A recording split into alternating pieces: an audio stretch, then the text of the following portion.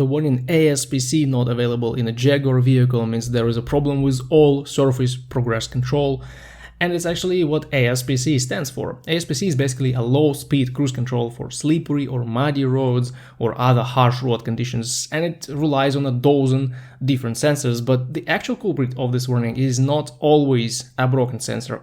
In the majority of cases, you will need to test your 12-volt batteries. Usually there are two of them, the main battery and the auxiliary one, and they both need to be tested with the battery load tester, not just a multimeter. It's important to see the battery health, not just the state of charge. The thing is that whenever the electrical system in your Jaguar drops voltage, it may glitch and some modules will fail to function under such conditions.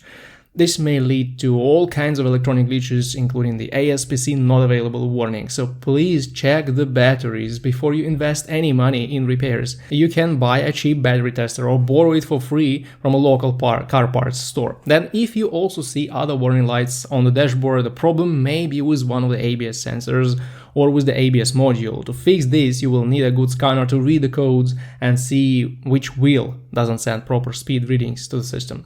There may be a broken wire, disconnected connector, or a failing sensor. Potentially the ASPC may also rely on other sensors in the vehicle, but in reality this warning usually comes down to either a bad battery or a failing ABS sensor.